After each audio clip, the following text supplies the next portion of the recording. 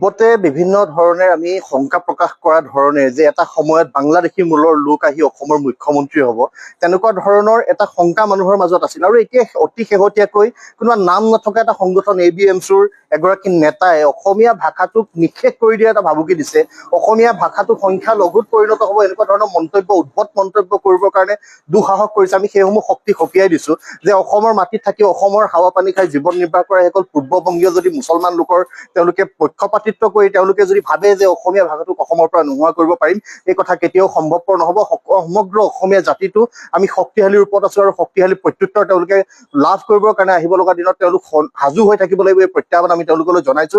আহিব লগা সময়ত এনেকুৱা ধৰণৰ মন্তব্য কৰাৰ দুঃসাহস যাতে কোনো নকৰে, সেয়া আমি সকলোকে সকীয়াই দিছো। আৰু এটা কথা নিশ্চিত যে অসম চুক্তিৰ 6 নং দফাৰ আধাৰত যি সাংবিধানিক ৰক্ষা কৱচৰ ব্যৱস্থা আৰু সাংবিধানিক ৰক্ষা কৱচ প্ৰদানৰ ক্ষেত্ৰত চৰকাৰে আমি তাৎক্ষণিকভাৱে ব্যৱস্থা লোৱাটো বিচাৰিছো। ইতিমধ্যে বিষয়টো অগ্ৰগতি লাভ কৰিছে।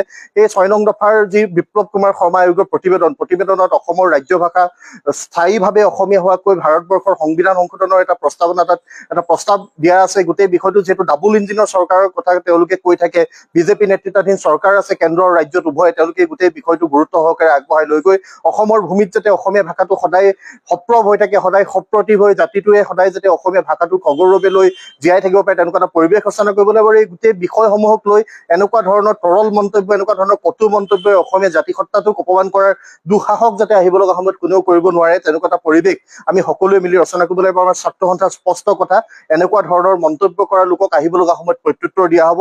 আৰু তেওঁলোকে এনেকুৱা ধৰণৰ মন্তব্যৰে অসমীয়া জাতিটোক, অসমীয়া জাতিসত্তাটোক অপমান কৰিব, এই কথা কেতিয়াও সহ্য কৰি থকা নহ'ব। আহিব লগা সময়ত তেওঁলোকক প্ৰত্যুত্তৰ দিয়া হ'ব, এই কথা নিশ্চিত।